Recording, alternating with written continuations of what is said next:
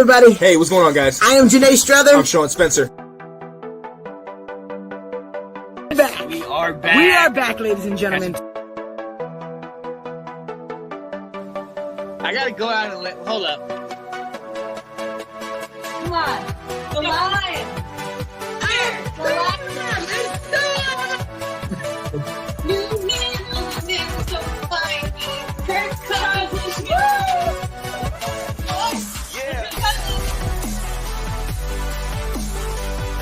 All right. I am Janae Strother. I'm Sean Spencer. And this is Let's Talk Football. What's going on, ladies and gentlemen? It's your boy, Sean Spencer, one half of that dynamic duo that is Let's Talk Football. And ladies and gentlemen, yeah, buddy, it is Wednesday. Happy Hump Day! And you know, if it's Wednesday, you know what that means. It means it's Washington Football Weekly. And I'm here with my guy. All the way from steamy South Carolina. Yeah, I can see it on your face. Will Kramer. What up, Will? Oh man, it is steamy. We had a really nice spring, and then all of a sudden, man, the humidity showed up this week. I'm going golfing tomorrow. It's going to be 98 degrees. It's going to be, it's back. Hot and humid South Carolina. Oh, man. Good old South Carolina, home of the 2022 NCAA women's, not lady, Gamecocks, the women's South Carolina college basketball team. They won it all. Let's go. I'm going to respect that, man. They can dominate me on that court, so I definitely respect that. Right. What's up, Sid? Talk about what's up, NFC East winners. Yes, sir. I love that. That's right. We will believe that. Take that to the bank. What's going on, people that are in here watching us, man? We are so happy to be back with you. The draft is over.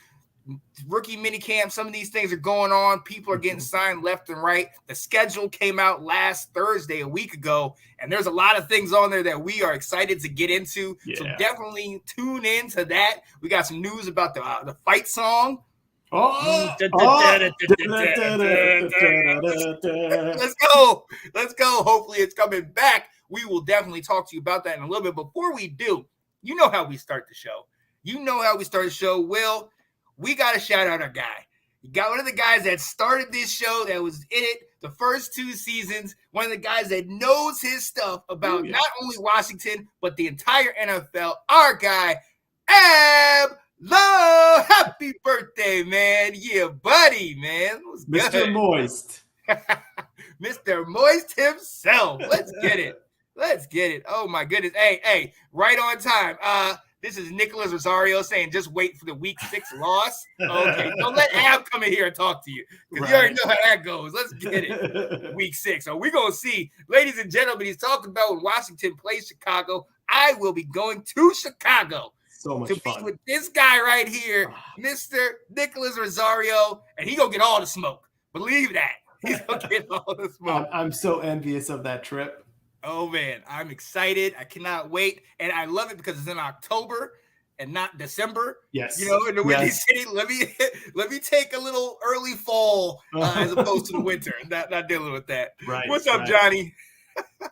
Thanks for watching this, man. Yo, so definitely want to just say happy birthday to you, Ab, man. You are always a member of this team, man. You love this team and football, man. You always dive into it. So we definitely want to take a minute and just shout you out, man. Happy birthday to you. Hope you had a great day and just a great week. I mean, you deserve it, my friend. You definitely deserve it. Yeah, man. Ab's one of those ones where, we talk about how we obviously are fans. We want to see a win every single Sunday, but we also recognize that's not possible.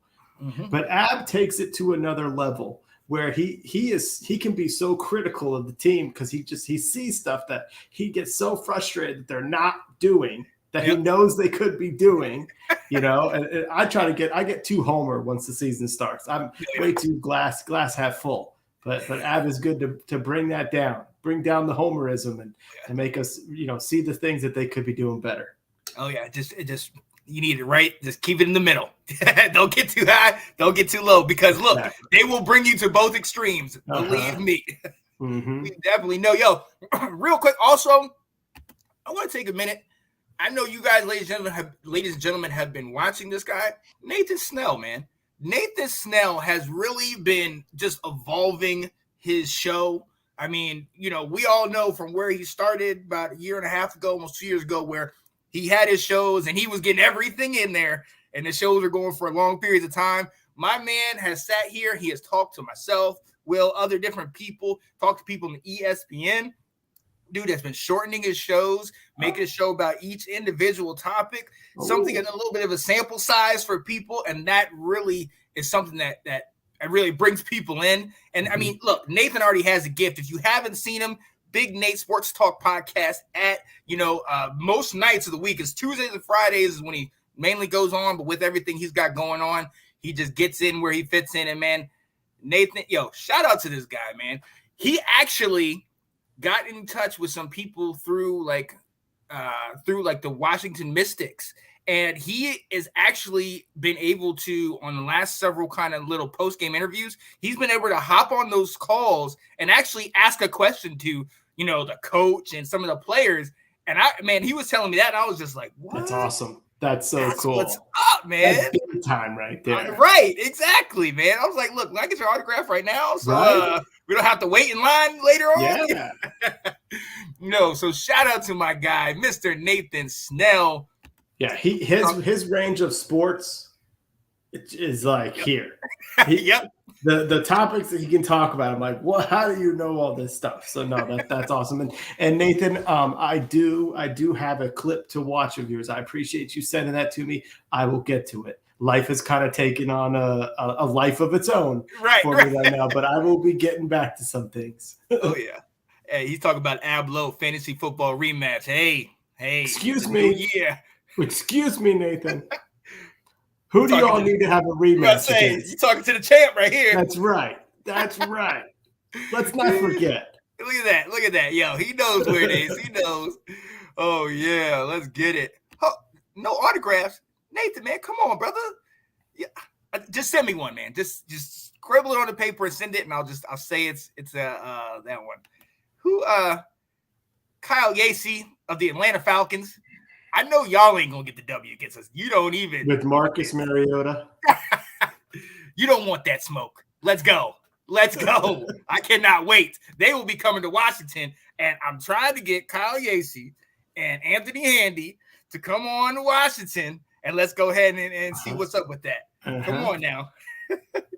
Yo, we are going to be traveling.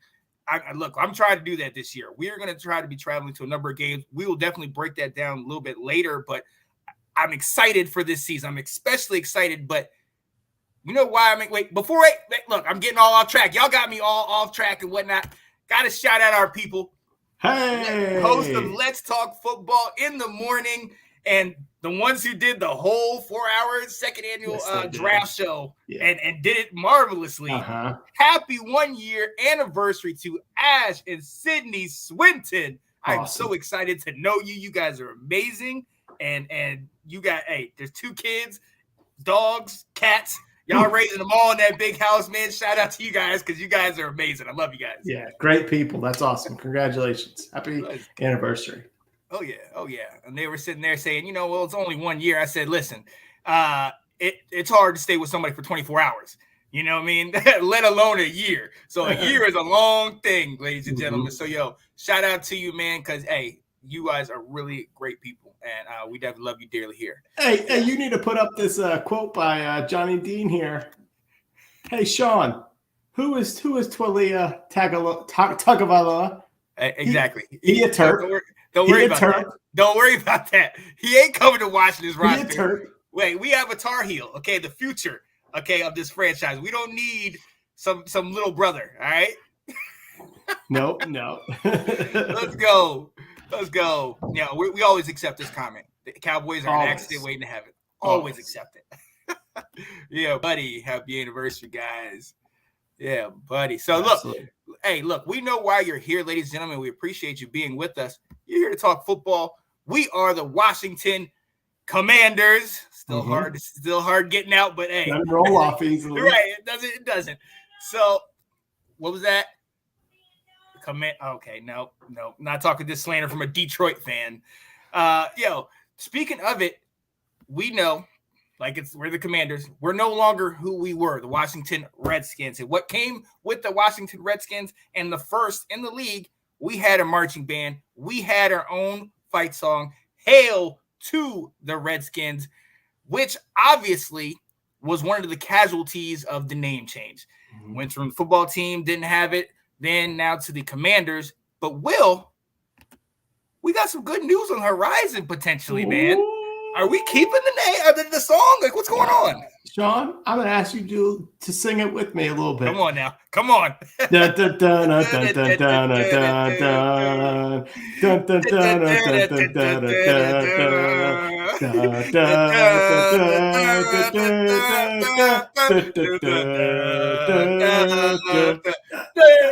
Hey, let's go. So it seems like it's coming back. About a year, like on 2/2/22, when they revealed the new name, Jason Wright went on and had some interviews, and they mentioned, what about a fight song? He said, he teased it. He goes, there's some lyrics in that we could tweak a little bit. We might need to look into that a little bit. Oh, yeah. And the team came out to say that they are going to be bringing back a marching band for the 2022 season, scaled back 60 band members instead of the 120. And they were going to be bringing out a revamped version of the original fight song. That would be Hail to the Redskins. Oh, yeah. So here we go, buddy. Bring it back. Here we go. Woo! Oh, I love that. So you love it. Do you like hearing that? Oh, yeah. Absolutely. We need to. You need to. You mentioned it last time when we first brought up the story about one of the things that ties us to the original is that song. That's what every time we scored a touchdown when we were younger, we would be singing that song, Hail to the Redskins. It was great. And it was actually, you didn't realize how big of a symbol it was until those years that were the lean years where we weren't scoring touchdowns. And we're like, man, I haven't heard the song all day. There were many bad years like that. Only in the pregame when the band would walk up and down the field. Right. It was rough. Hey, we're realists here at Washington Football Weekly, ladies and gentlemen. But having it back, bringing it back to our generation. You talk about you and your sons. That's one of the things you mentioned last time. Now having an opportunity to take your sons to a game and sing the song that you sang when you were their age or when you were younger. I mean, it couldn't get any better than that. I mean, it's little things, but it's huge, though. Don't make me get emotional on this show. Come on now. Don't make me. Because you're saying it right. It bridges the fan bases, the teams that are going to only know the Commanders as the Commanders, and the teams that are going to know them as the Redskins to the Commanders, And that's exactly it. So I think it was the playoff game against Tampa. I was the dork that I am, and I played the band Hail to the Redskins, and I held my son, and we marched our house. Let's and we go. Just played it. It's like that was fun. And I was singing it and stuff, and he smiling, just wondering why is dad being a doofus right now, But so exactly as silly as it seems to carry on those traditions, or for me to be able to pass on the traditions that I knew growing up to my two boys, that's what's going to be exciting. So I love this. I love that they're going to revamp it. I mean, it is harder to say Hail to the Commanders, so it takes a little bit longer. But you know what? Like anything, change is going to throw people off, but you can get adjusted to it. Exactly. Look, like you said, we didn't know if we were going to be able to adjust to the football team. Got to a point we were kind of like, well, we just stick with this. And now we're at Commanders. Still hard to say, but whatever, is getting there. But something that bridges the gap. That was the biggest thing that we were really concerned with, was that bridging of the gap between the old and the new, our generation, your children's generation. And that right there, it kind of still, it reminds us this is still our team. This is, all the accusations and everything from the front office and the owner, everything from the poor season, everything like that. The one thing that could bring us back from then to now is this. Mm-hmm. Winning would help, obviously, but this is definitely something that's huge. And I got to say, Will, I'm super excited for this. Yeah. Call me a homer, call me a nerd, what'd you say, doofus? But hey, I love this. I absolutely love this, man, because I'm not throwing any of my Redskins things away. And Right. I still have my VHS 91 yearbook. Right, exactly. Wearing it right now. Right. So hey, let's kind of bring that camaraderie, because it made you feel when everybody's in the stadium singing that. Yeah, that's where that's what's special. Yeah, that's what that revives us with RFK. The other thing that's kind of cool is they're doing, and you know, as we are saying, there's some new folks that are taking a new spin on our traditions and what can they do with it. And so they said they want to use a marching band because we are unique as the only professional sports franchise or professional NFL franchise with the marching band. You know, and they want to utilize that almost in a little bit more of like a college style. You know, how can the band become more of the game, which I think is really cool. I mean, I'm already sitting here. I gotta call up Jason here. Maybe tomorrow I'll give Jason Wright a call up and tell him, like, think about this. Every first down, rather than doing the tried and tradition first down, what if the band hits up "Fight for Old DC" and then we start again? You know, like, come on. Yes. Like, let's revamp some of our stuff. That could be kind of cool. The other thing that the band did, unannounced already, that they're going to continue, is after every win, they're going to go down to the lower level and they're going to bring out the drum line to do their go-go songs. Yes. So again, that's the business side of folks seeing some things that used to be done and saying, hey, that's cool. What can we do? How can we bring that in? And what can we do to make it a part of it? Because I will never forget that 2012 beating Dallas and the chant going from like "Aw, DC" to then everyone started going "RG3," you know, and everyone went nuts. You know, it's like that's so much fun. Ooh, that chills right there. I got chills. I love it. I love it. Yo, man. Anton, what's going on? Anton said, I love the chant, man. I'm glad we were able to keep it. Yes. Says, with you on the emotions on it. I'm excited to see how the tradition continues. Oh, yeah. Hey, we're right there with you. We're very curious to see how it sounds, but I think having that at tune so you can still hum that is huge. Now, the one thing that I think we can pretty much agree won't be there, and that was actually something that was from the past, they all wore the headdresses. Yeah. The whole like Indian garb. Obviously, I don't think they're going to bring that one back. Yep. I think that and our cheerleaders might be gone for good. Yes, we have a dance team. Thank you, Kat. That's right. Yes, thank you, Kat. Great. God, the rest of the league is laughing at us. All right, we got to get off this, man. Yo, but I'm excited about it. I'm excited, and this is something it's a little thing, but it's for us, it's a connection. It's a feeling. Like you said, we both had chills thinking about it.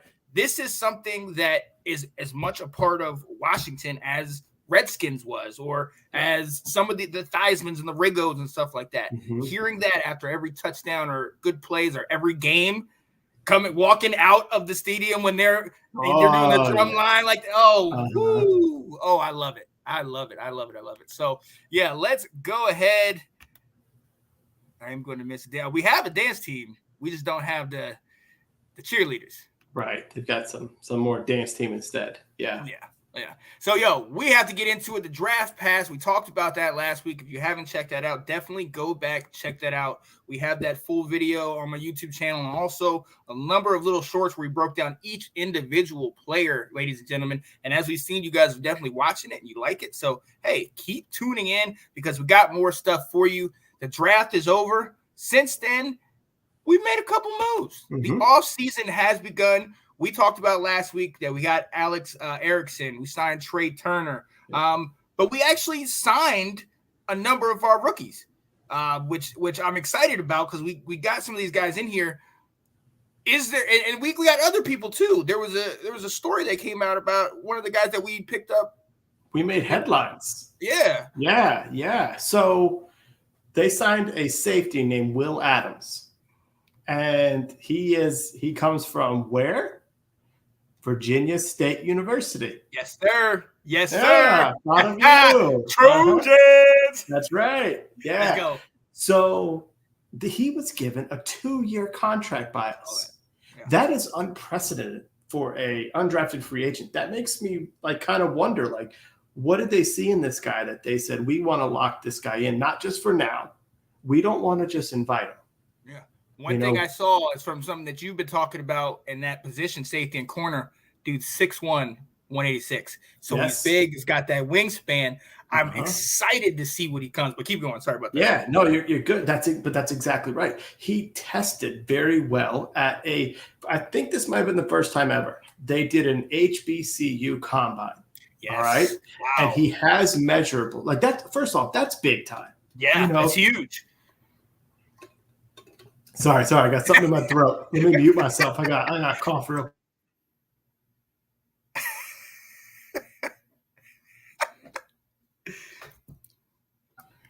I apologize. Sorry.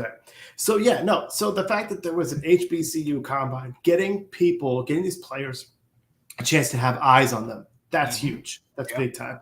And that's where he came from. But he tested very well. His size, his measurables. You said 6'1", 186. He can be a corner and safety. So they love that position flex. We talk about we wanted big corners in the draft that we were looking at.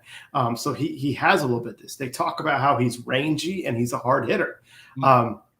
So one thing I thought that was very interesting was the director of the Senior Bowl, Jim Nagy.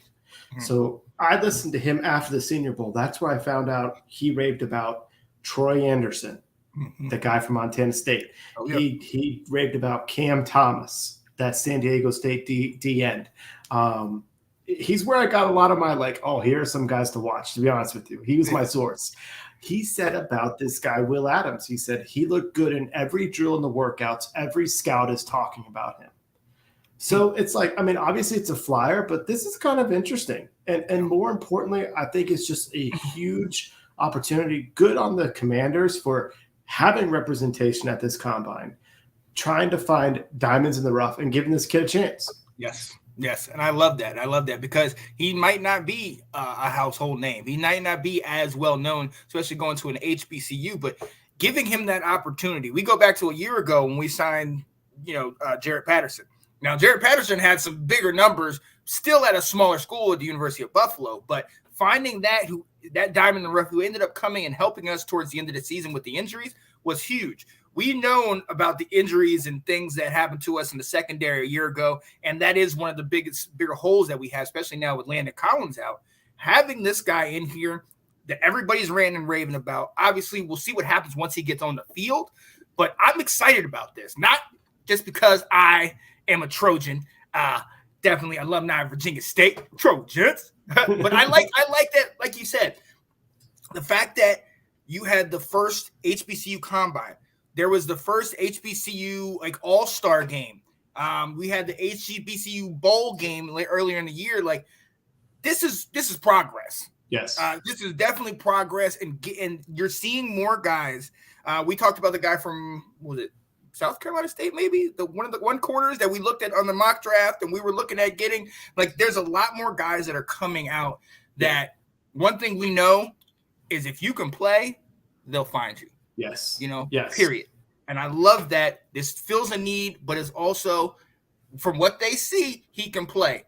We got McTire back there. We got St. Juice that are coming back healthy with this young guy, with bringing in Adams and now Cam Curl. We got young guys in the secondary.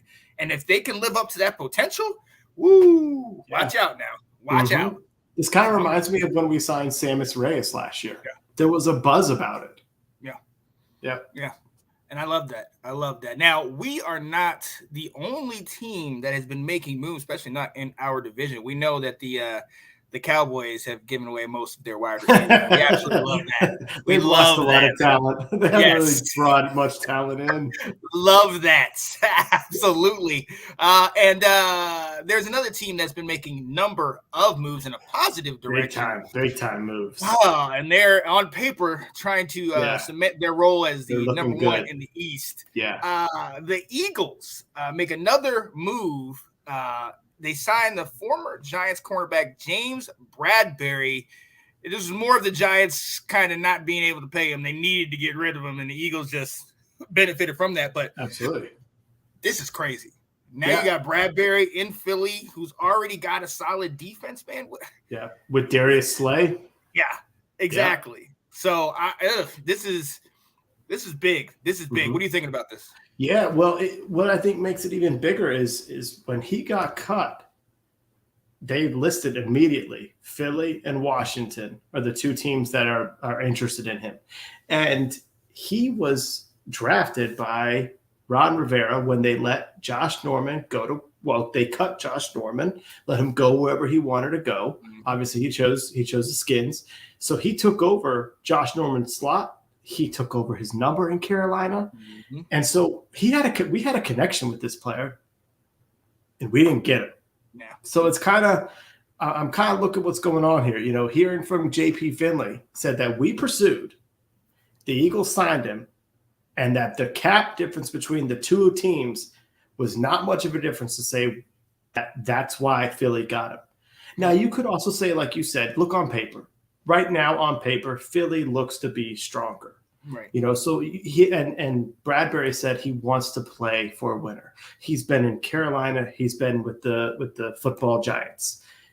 He hasn't won games, you know, so he wants to win. So he was looking at that. So I think that is something. But my only thing is, like, Sean, do you think we missed out on someone here? Like, did we miss out on someone we really should have gotten that we needed? And are we being cheap at this point? Well, see, that's that. You know, I have a counter question for you that kind of goes with what you're saying. Is that this isn't the first time this offseason that a big name player that we've been pursuing has chose somebody else over us. I mean, obviously, we talk about the quarterbacks with the Russell Wilsons and the Aaron Rodgers, and maybe we didn't have too much, or we're trying to give up too much for these guys.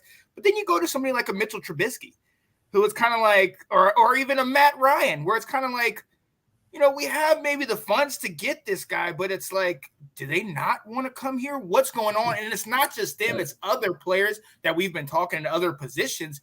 And it makes you wonder, because I get the whole narrative that, okay, we want to play for an instant winner. The Philly is not an instant winner. I mean, I know what you see on paper, but the history in the last couple of years, they have not been dominant.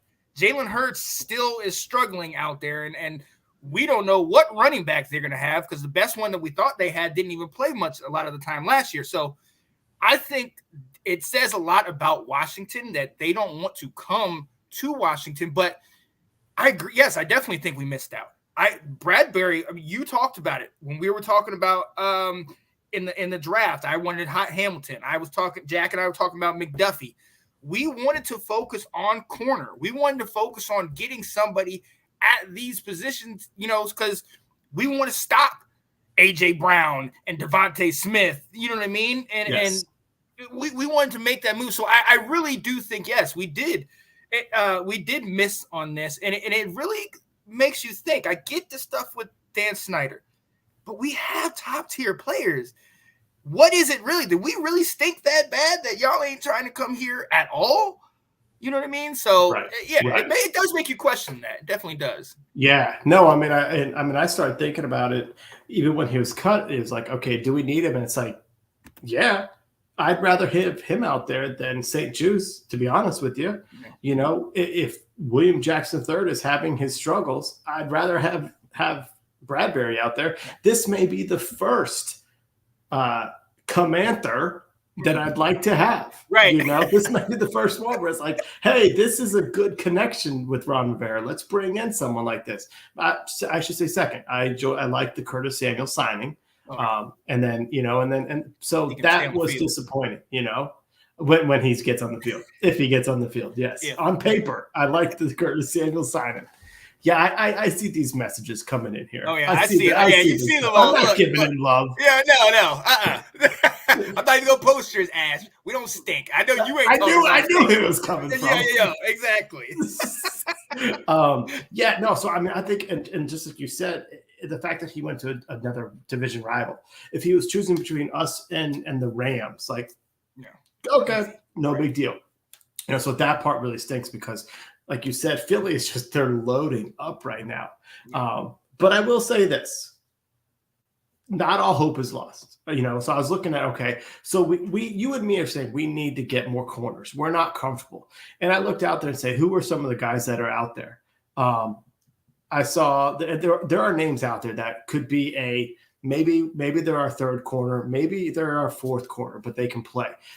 The old Pittsburgh Steeler Joe Hayden's out there. Okay, we could bring in Kendall's brother Kyle, who was a star in Chicago. He's still unsigned. Yeah. Trey Waynes, he used to be with I think Minnesota. Then did he go to Cincinnati? He's still out there. Your boy Xavier Rhodes, that you liked in the offseason, he hasn't signed anywhere. There's one guy who the guy who made big money as a corner. I think he signed in Jacksonville. AJ Bouye. Yeah. He's still out there. All right. If you want, Josh Norman is out there. Fabian Moreau is out there. Oh my God. Redskins that we cut are out there. They're like, we've been there before. Yeah, no, I'm coming kidding back. with them. So it's like there are still guys out there if we need to make a move. So I don't like that we didn't like James Bradbury, but I would like to see us get somebody. I don't feel comfortable going into the season with Fuller, Jackson, St. Juice, and then this rookie. No. That's not the depth chart that we want. Especially with these first couple games coming up in the year where we might get tested, and especially in our secondary, and that's going to be interesting. I want to ask you something really quick on this. You mentioned that he would have been one of the commanders that we would have appreciated and actually enjoyed him having on our team. I wonder if that played a part in him not coming here, because you have all the Panthers and and it looks like the Panthers team from then. You know what I mean? Where the defense might have been okay, but it never was really any direction. They weren't really dominant with the exception of maybe that one year they went 15-1. So it really begs the question, with us building the Commanders, maybe that's something that somebody that was on that team and was under Ron Rivera is kind of like, I don't really want to go back to that environment. And it might not be as much us as it is, that whole team, but very much so. And I also thought about that interview that Jack Del Rio gave, where he said they wanted to get more man coverage, and Bradbury would excel in a zone. And so maybe we are looking at it saying we're interested in this guy, but what we want to do is not. But I got another theory for you. This is what's kind of being floated around. If there wasn't that much of a cash difference in our salary caps between Washington and Philly, and we weren't able to go up and get him, and that's kind of unprecedented for a Dan Snyder team. Are we in a cash issue with Snyder and all of his legal trouble? Is there a reason beyond the Carson Wentz salary cap that why we weren't active this offseason that goes beyond, way beyond? We're being careful with the cap. We want to sign guys in the future. Is that all a bunch of BS? Because in reality, Dan doesn't have the money to pay these signing bonuses, and because he's fighting all these legal battles, and he's saying, whoa, guys, we can't be big spenders this year. Right, because he would have normally done that. Dan Snyder doesn't get outbid. Right. And we just got outbid. Which, and I'm going to go back to what Nathan was saying. He was asking, did we have to trade for Carson? Who pushed for that? Was it Ron or was it Dan? And it makes you think, it makes you wonder, because that single move, actually hijacked the offseason free agency. Right. Because you talk about the casualties from that with Tim Settle, the Matt Ioannidis, Landon Collins, solid players, and also linemen that we needed, that were a part of our team, that was actually starting to build the foundation. And it's like, Carson, all those guys going for Carson Wentz. And now, mind you, Settle might have left. We don't know about that. Ioannidis was upset. He wanted to stay. Yeah. Landon Collins restructured his contract once, and then they brought in Carson and said, could you do it again? And he said, no. And I respect that. And it makes you wonder, like, is this the guy that we were going to bring in and halt everything else from happening? Like, it's frustrating. It's frustrating, among other things. But hold up. Thank you. This is Sid saying, don't let that loser of the East break into your show. Sid, don't worry about it. Don't worry about it. We got you. Handle that. Anton saying our politics has a track record that people stay away from. I can see that. Yeah. I can see that. A lot we have a meddling owner. Yeah. Right. Right. Sid was talking about, he's still locked down. Yeah, And, Hayden doesn't get a lot of interceptions, but he plays pretty good coverage. Well, that's what we need, Mm-hmm, And Ash said, I'll cry if he goes anywhere in our division. I love him. Oh, Joe Hayden, come on over. I will buy your jersey. Let's go. Send it to Arizona for her. Exactly. Oh, Ash, do you want me to tell everybody about our little bet? If Commander Carson happens to beat the Dallas Cowboys, there is a jersey that's already in my eBay cart that's waiting to be purchased that says a little Carson, little Wentz on the back, Commanders on the front. You will be receiving that order from me. Commander Carson will be going on. Now if you say lose, go ahead. Sorry, go ahead. Yeah, I was saying if I lose, I may or may not have to put on a Cowboys jersey, but I might not have an address at that point. So now, you said you're buying it from eBay, so that's an official one. You're not going through China for this jersey. Oh no, you're paying $20. She's gonna wear. I'm gonna spend all the good money on that. I want her to wear that proudly. All right, Commander Carson all day. Let's go. That's my quarterback. That's my quarterback. I love it. Yeah, man. And look, this offseason is still going on. There's moves that still are going to be made all around the league. And I'm I like where we're at. We talked about not being super flashy this year and kind of just, doing things kind of methodically, getting things kind of done. Obviously, Carson Wentz was the big move, but we've survived that, if you will. But you know what? Honestly, I'm excited with what's going on just because let's do it little by little bit, just start building. We don't need the flashy. We don't need, we got in conversations with people about the draft about, we didn't get any day one starters. We didn't get any of this and that. But you're not looking at the fact that these guys playing their part, like a Bill Belichick team, if these guys come in and play their role, they will get solid game time and they will be definitely big contributions for us. And I think that's something that we need to start focusing on. And I think that's what they're looking at in the draft. Now, I still want to get that linebacker. I think we still need to address that. There are a number of free agent linebackers that are still out there that even if we just got a 1-year deal to bring them in, that would be okay. But it's still a hole at least in our opinions. So absolutely. But I do think we're slightly better on paper. Okay. I do think Carson Wentz is going to be better than people think. I will say that. Yeah. Now, but his bar is pretty low. Yeah. So it doesn't take much to be pretty good quarterback here in DC. A year ago we were looking at Taylor Heineke going, he's won 4 in a row. Right. Maybe noodle arm quarterback, and we're saying he might be our future. He could do it. Oh yes, absolutely. We definitely did say that. But look, we have to move on, ladies and gentlemen. Last Thursday, like I alluded earlier, was the NFL schedule release. Myself and the Swintons went live to talk about the release. Yeah. Talked about Washington. Talked about Dallas, who Ash apparently thinks is going to go 12-5. Unfortunately, she's not too off. Yeah, not too off. She might not be off. Yeah, I'll go into that a little bit later, but she may not. We know what's going to happen in the playoffs. We know what happens in the playoffs. So, and let's be honest, they have the 31st weekend schedule. That's what I'm saying. Yeah. How did that happen? Well, how that happened is because who has the 32nd weekest schedule? Dun, dun, dun, dun, dun, dun, dun, dun. Let's go. The Washington Commanders have the weakest schedule in the league.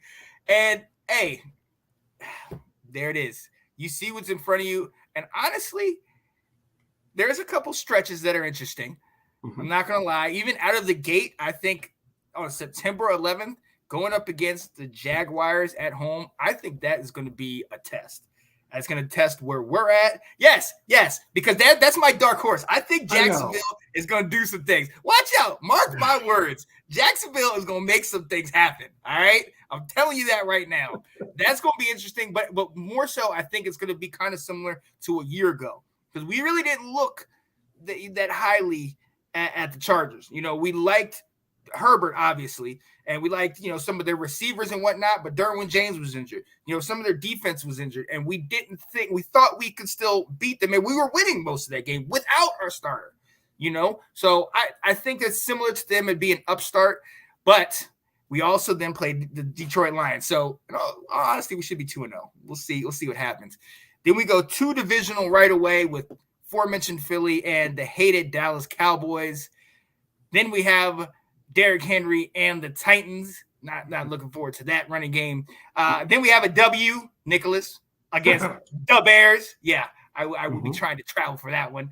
And then staying in the NFC North, we have Aaron Rodgers in the wide receiver list Packers, Jonathan Taylor and the Colts. And then our old quarterback, Mr. I Like That himself, comes back to Washington with his Minnesota Vikings. That should be very interesting. And then our quarterback, Mr. Carson Wentz, if he's still healthy at this time, will go back to his old stomping grounds to play Philly at home. Then we got the Texans, the Dirty Bird Falcons, another W. Then we play New York. We have a late week 14 bye.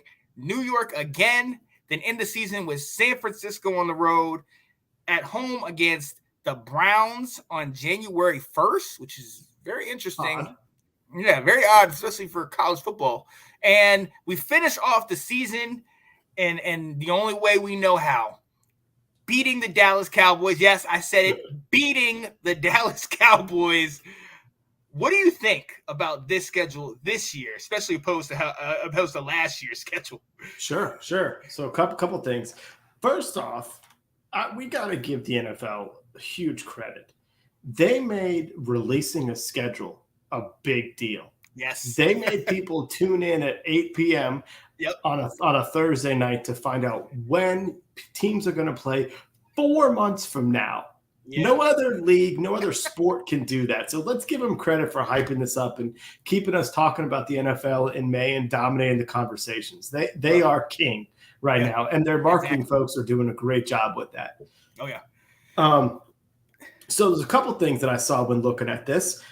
You kind of mentioned out of the gate, I think is important. I think you and Ab are giving Jacksonville way more credit than I am, or than we should be. I'll tell you that. Because there was a big difference between Justin Herbert and Goldilocks down in Jacksonville. Okay.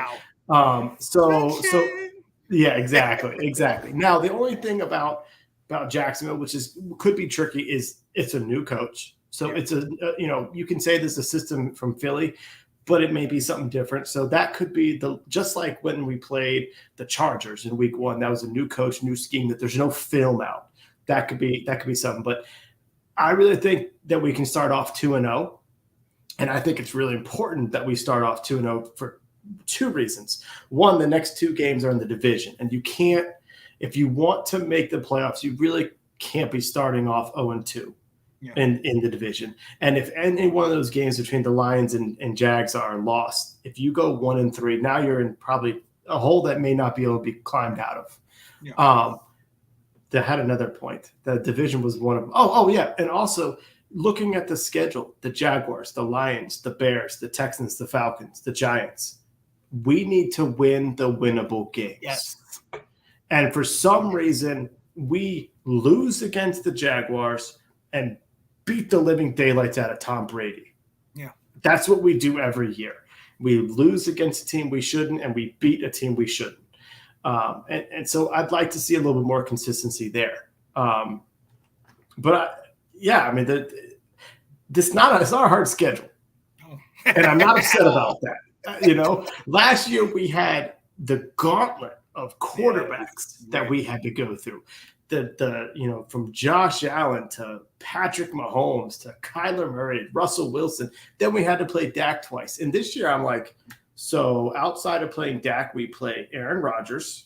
Mm-hmm. We play Matt Ryan, who's also a statue, and by January 1st, we're probably going to play Deshaun Watson. I would imagine he's probably back. Yeah. Other than that, there's not a ton of quarterbacks that you're going to be scared of. Yeah. So like that's kind of cool. So I got some other thoughts, but I want to give you a chance. What do you see when you look at that schedule? Honestly, I look and see.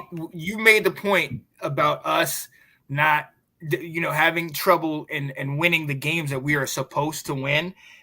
That's why I have us losing that first one to Jacksonville. That is a game that I think in our mind we should blow them out of the water.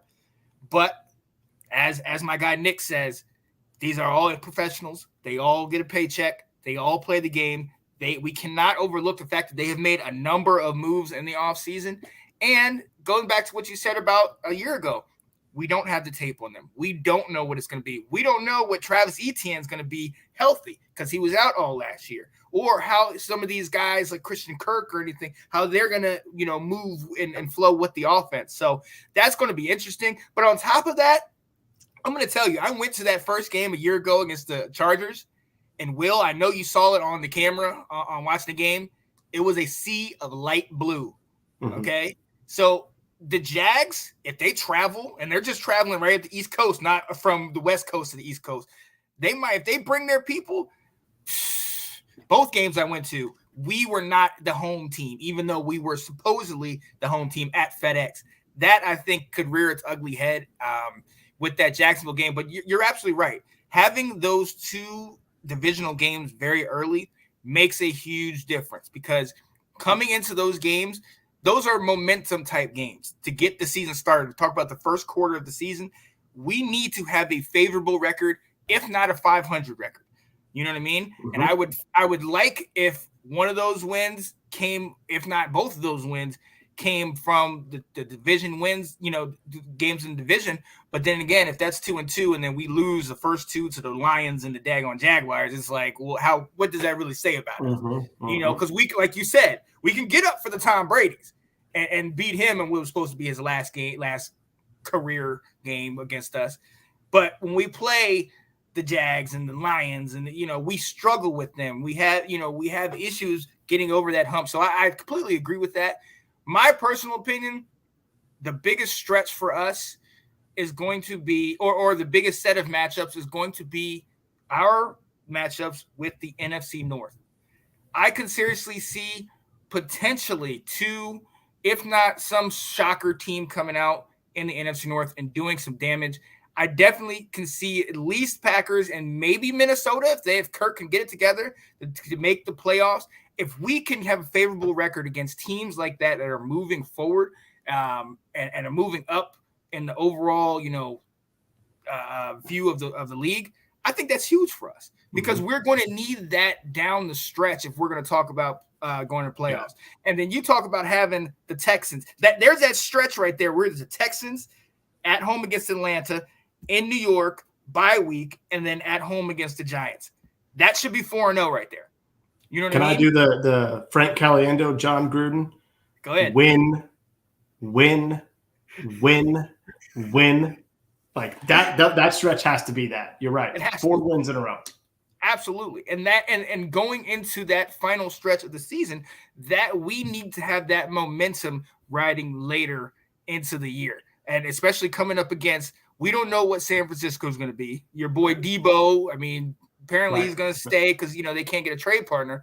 And then, like you said, with Cleveland potentially having Deshaun Watson back, and who knows what kind of race they're going to be in their division. And then that Dallas game, we always play up for them. They always play, we have to avenge last year's drubbing.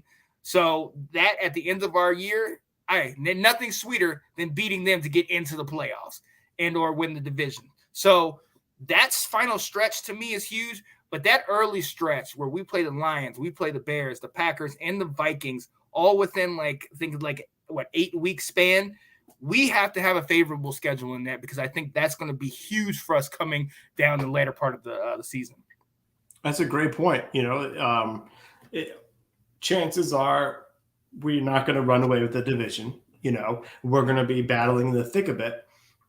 And if you beat someone like Minnesota, that gives you a chance to have that leg up on them for one of the final wild cards. And that is huge. I actually, when you talk about the NFC North, for the first time in many, many years, I'm not scared of any of the teams. Yeah. I know Green Bay is, going to be they're going to win the division and they're going to be a Super Bowl contender. Last year, we had a worse team than we did this year, and we were going toe-to-toe with them. Yep. We were that questionable slide for, down touchdown with Heineke to making it a totally different game. And that played an outcome. So I'm kind of like, bring on the Packers. Yep. Let's go up against one of these teams. Yeah, that week 3 through 10, starting with the Eagles, and I think ending with the Eagles, that's going to be the big test for us. And there's a lot of good teams in there. There's no great quarterbacks other than, Dak, I would say, and Aaron Rodgers. So there's a little bit less there, but there's some better teams. Like you said, the Titans, you're going up against Derrick Henry. The Colts have that defense that they had. The Vikings, I mean, Kirk Cousins coming back to DC is going to be kind of fun. Yes. I will say this. NFL, who scheduled Giants by Giants? Right. What kind of bull is this? Like, any team by team. Like, come on now. Like, it's so stupid. It's so stupid. You go to having us play them in the second game of the year last year in the very end. Yeah. And now you're bringing us right back. Jamming them all together. Come on now. It doesn't make any sense. And I think that Cowboys game is positioned very strategically to be either a very monumental game or a huge nothing burger. Yep. And if going into this, I think if I had to predict, that game is going to be like 2012. Yeah. Winner gets the wild card spot. I think actually in 2012 we won the division that year, but winner is in.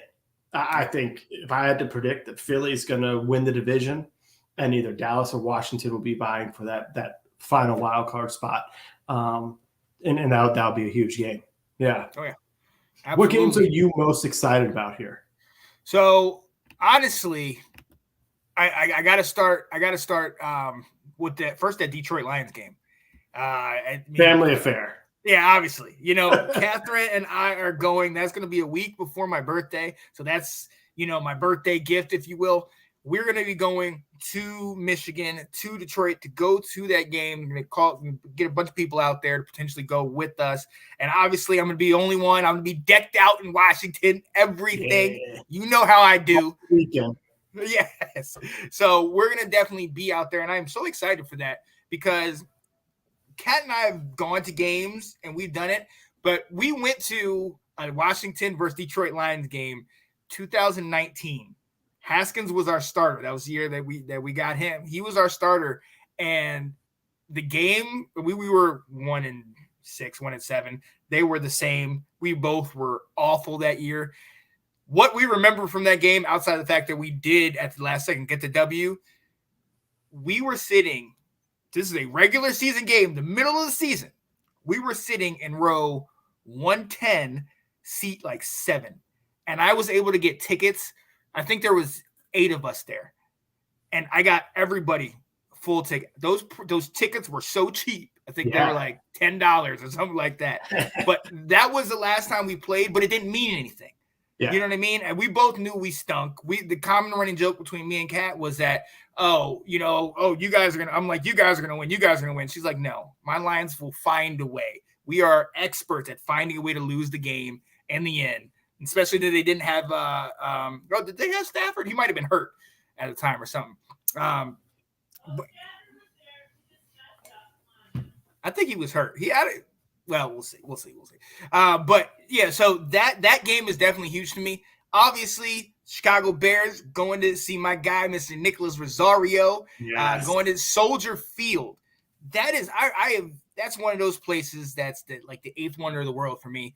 I absolutely am so excited to go see Soldier Field, the place where the Fog Bowl happened, the Monsters in the Midway, Walter Payton, Dick Butkus, Gales, all these guys there. Like, I want to go to that hallowed ground, that one, and maybe, Green Bay, to those original stadiums. Those are the ones that I really love. So I'm very excited to see that. And then, how else who doesn't get excited about ending the season the only way you should? At home, against Dallas, potentially winner take all or a big nothing burger, like you said. But that is definitely something right after New Year's. You're ready to, get into the playoffs or, see where you stand. That is a game that I want, or even play spoiler. If we're not in there and they have a chance and we can potentially knock them out, that Yep. would give me great joy. So yeah, those are the three that I'm really, really looking forward to. I'm not even worried about the Falcons because I already know what that dub's coming like. So let's go. What about you? I think some of the revenge games are going to be fun. I like that week 3 Carson for the first time not first time, but he's up against the Eagles. Yeah. I love in week 10 where he's at Philly, back in Philly. I mean, that's going to be fun. He gets to go up against the Colts, whose owner keeps ragging on him. So know he's going to be amped up to air it out to Irsay. So I think that's exciting. I mean, I think Kirk is going to be fired up to come back to DC and say, this is what you could have locked me up and you didn't. Look what you lost out on. So I think those are going to there's some fun revenge games there. And like I said, I normally look at some of the games and I'm like, oh man, we got to play the Packers. Jeez, I'm excited for it. I want to see what we do. So I mean, we are benefiting of a much easier schedule. Mm-hmm. Without a doubt. Yes. But hey, it is what it is. And last year we had a horrible schedule and won 7 games. So, right. I mean, with this schedule, early predictions, do you have a certain amount of wins? I do. I do. I do.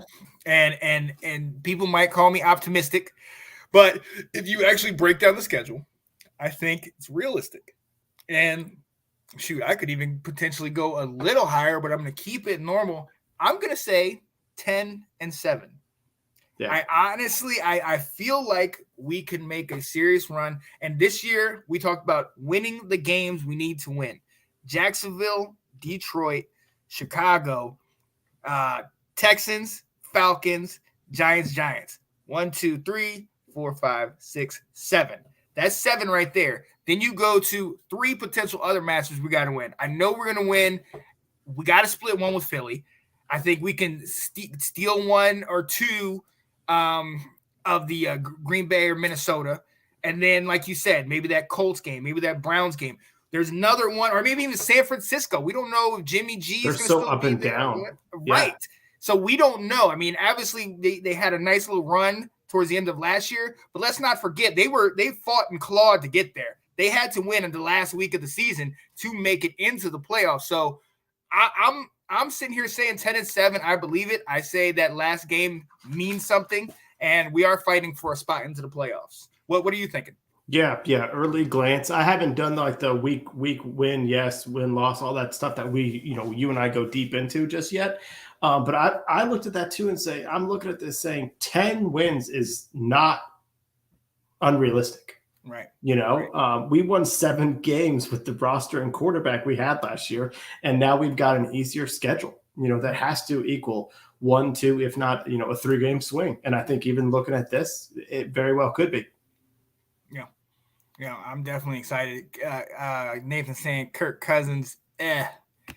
Oh, this is a game Nathan and I will be going to in Baltimore, the preseason game, Baltimore playing Washington in M&T Bank Stadium. I am so excited because Nathan gets to see what happens when Washington comes up 95, baby. Let's go. We'll see what happens because last time we didn't get the W. But anyway, so I'm excited about that one. Baltimore is a much better place to watch a game than Landover, so that's a good decision. Right. M&T Bank is beautiful. Yeah. Might end up going to an Orioles game too, man. Oof, good times. Come on now. Yeah. Well, he said Sean Book at the Commanders will get revenge, sweeping Dallas this season. Guarantee. So what Ash said, it ticks me off, man. How does we win the division and the next year we have this ridiculous schedule?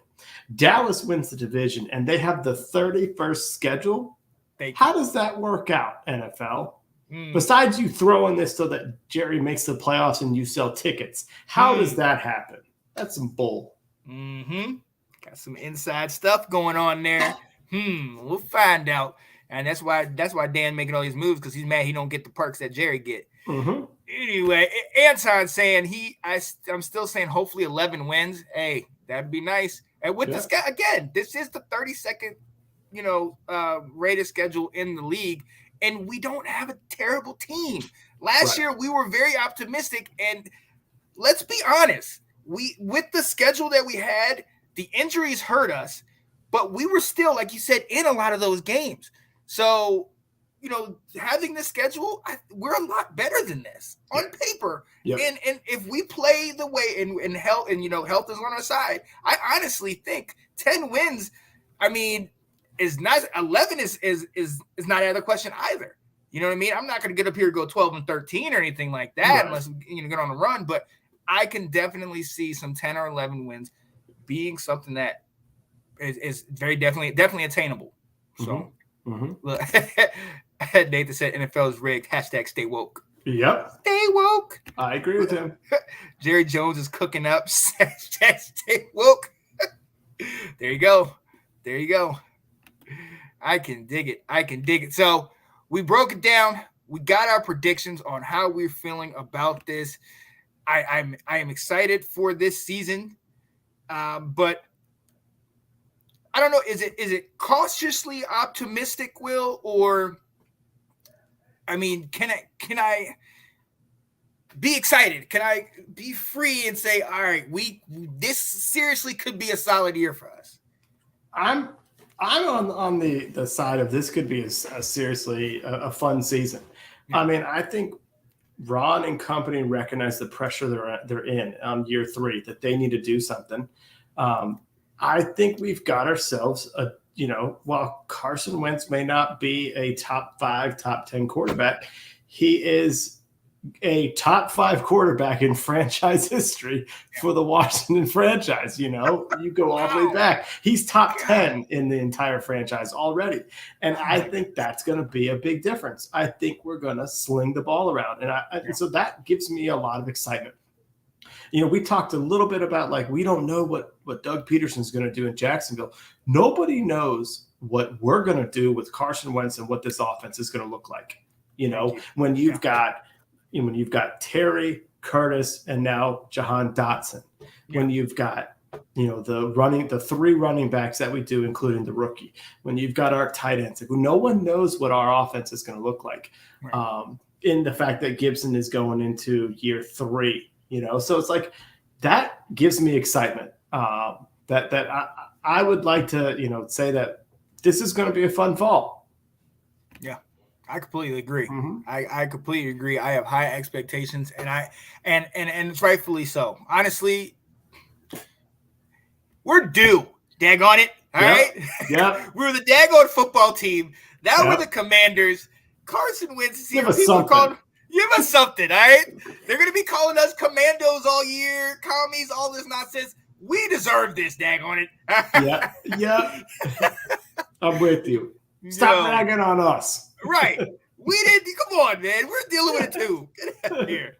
That's been the schedule. And again, like Will alluded to earlier, this is May.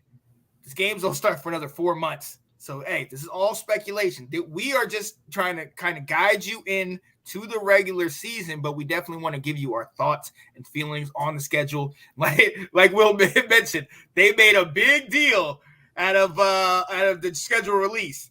And it was funny because I was talking about the other day, the schedule release, the draft, and then 2/2/22, which was a letdown. But those were these huge 3 big things that we were sitting here and on the edge of our seat, when does it happen? All right, come on. And the anticipation, is something I'm excited about. I don't know if I've anticipated this amount of things happening in an off season and kind of not being disappointed at all.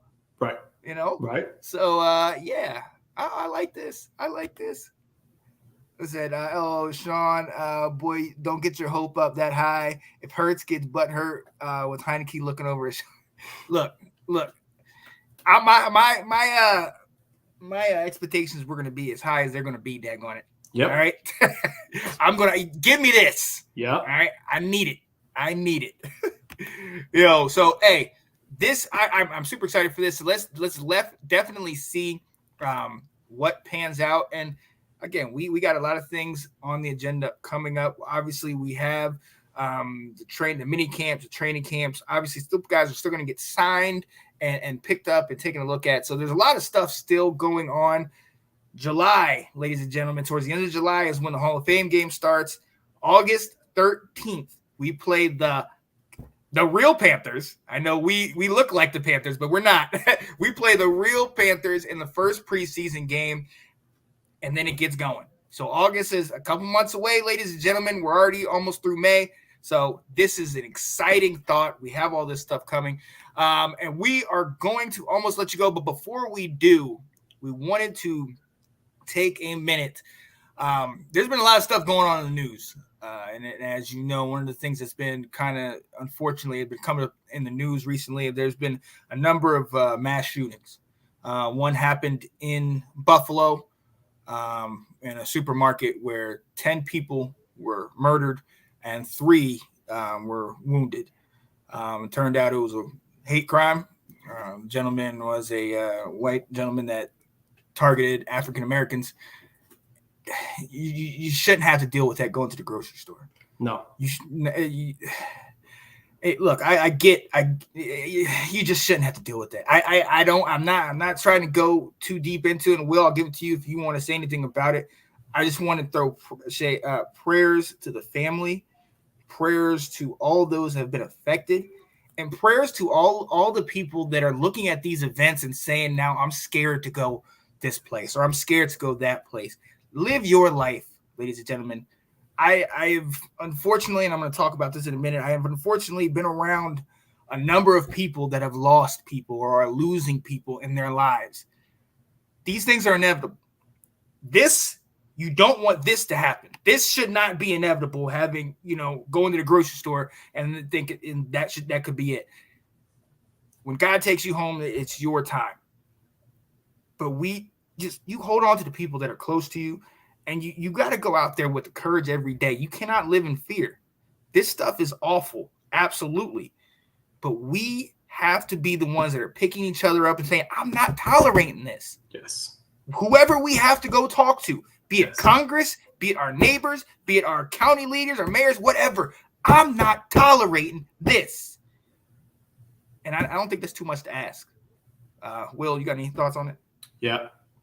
And I'm not going to go, like you said, too deep. I know I sent you some stuff yesterday. And I was pretty upset over all this.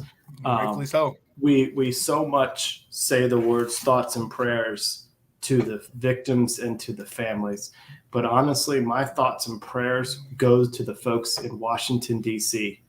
that decide laws, that are ignoring, that think that they can just tweet out thoughts and prayers and say, well, mental health was behind the person. Because yes, what mental health was behind the person. If you are willing to do this to another American, you have mental problems. But they had access to weapons that they should not have access to. And we are putting weapons over lives too often. And it's getting ridiculous. And I hate the fact that people who look like me get away with stuff and have people who look like you, Sean, a community of Americans that are scared to be pulled over by law enforcement, pulled over to be around other folks, scared to go to the grocery store now. It's awful. And we got folks in DC who just think saying the words thoughts and prayers are enough. And I'm sick of it. Yeah. Just like you said, if it has to start at the local level, if it has to start bigger, we have to start doing more, because we've got to get the guns out of people's hands, because they're not being responsible with them. We don't get to drive as fast as we want in cars. There's a speed limit. We don't get to drive without a seatbelt, because we can't be trusted on our own actions. And that type of mentality has to be taken towards guns, because it's getting out of control. And I'm scared to send my sons to elementary school in a couple of years. They just found out down here that 3 kids in Charleston 3 middle school kids brought guns to school. They got caught with them before it could have gotten worse. This whole my rights thing is bull, because you got to look at the bigger picture of stuff. We got Americans who are scared, and we've got tragedies happening, and we got lawmakers who ain't doing shit. And it really, really bothers me. Yeah, absolutely. Absolutely. And I'm going to go with one more prayer on this one. And I'm going to pray for the perpetrator. I'm going to pray for that ideology, that mindset, that picture that you can build in your mind that makes me by the color of my skin, a threat. I'm praying for you because I don't have any other option. I can't trust those who are put in power to protect. I can't trust those who have the badge on that are supposed to be there to serve and protect communities.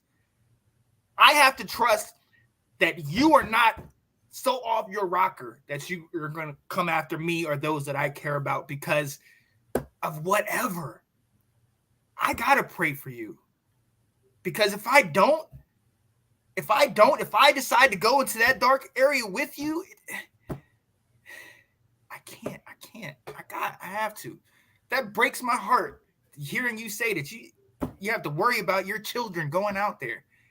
My son is at 18 at Belmont University. I worry about that all the time now. Mm-hmm. He's mixed. His mother is white. I'm black. Mm-hmm.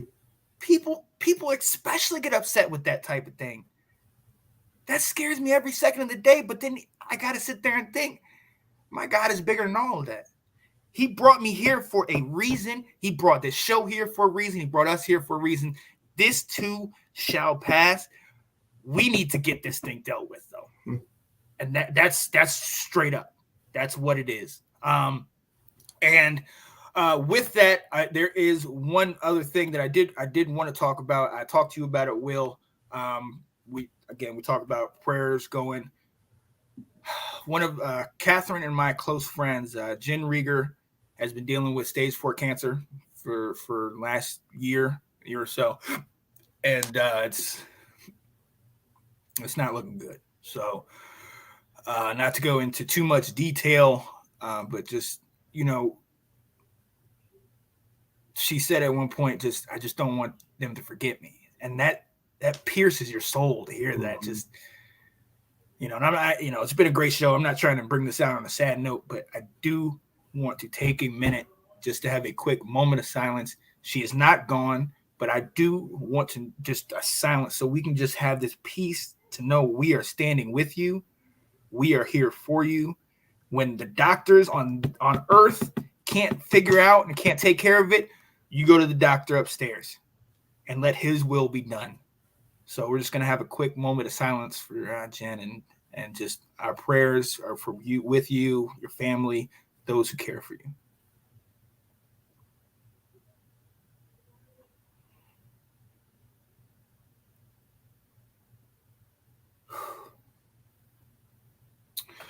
Well said. Yeah. Well said. Yeah. So, hey, look, ladies and gentlemen, hey, I know it was kind of sad, but you know what, we have to talk about that. We talk about football and we love this, but we also talk about life, and I would find it just absolutely absurd if we did not address these things that we're dealing with on a day-to-day basis. Like you said, you hit me up when you heard about the shooting and all that stuff, and Kat and I were just looking at stuff, and it was just, when is it going to end? Mm-hmm. When is it going to end? Mm-hmm. So, look, we are here, Washington Football Weekly. We are glad that you came to join us today, talk about the schedule, the offseason. We will be back with you next week. Mini camp is coming up, training camp, all those things. The season is getting closer and closer, and I'm so excited. I can't wait, man. I can't wait. It's always like that this year, this time of year. It's fun because everyone thinks they're going to win the division. So excited, yes. And then it's like week 4. It's like, all right now. It'll be a long fall. How many games we have left, right? Right. Let's go, yo. Hey, so we're so glad you guys came here with us. We're going to end out with my guy, Mr. Anton Benton. He's a handyman, ladies and gentlemen. Doing some big things. He's doing some His latest flooring project is awesome. Did you see that? I did. I did. Yo, I'm telling you, my guy is growing. He's got so much work now that he's had to outsource to other people to get them to come in and help him. That's blessings, man. Dude, I'm so glad for you. So if you need work done, definitely get in touch with my guy. We're going to go out on that for your boy, Sean Spencer, and my guy over here in the hottest, steamiest place in America. Go get some sleep, my friend. Mr. Will Kramer, man. Hey, we love you. Appreciate you. We'll see you next time. Peace, guys.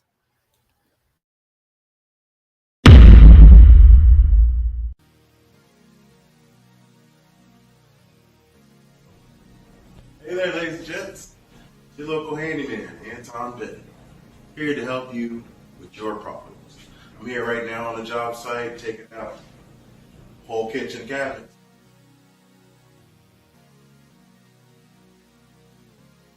A little bit more work to do, but if you got a project at your house that you need to get completed, I'm your guy to finish it up for you. Give me a call, let me know what you need to get done. About your new company, man. Shout out to your new company. Go ahead and tell the world about your new company real quick. Oh boy. So marketing Anton Benton Pros. Yes. Doing everything from plumbing to electrical to making huge decks to doing closets. Yes. Doing it all. Doing it all. That's what's up, man. I'm super happy Thank for you guys. Thank you. Hello, everybody. Hey, what's going on, guys? I am Janae Strother. I'm Sean Spencer. Back. We are back. We are back, ladies and gentlemen. I gotta go out and hold up. Come on. The lion. Here. The lion. New man looking so fine. Kirk Cousins.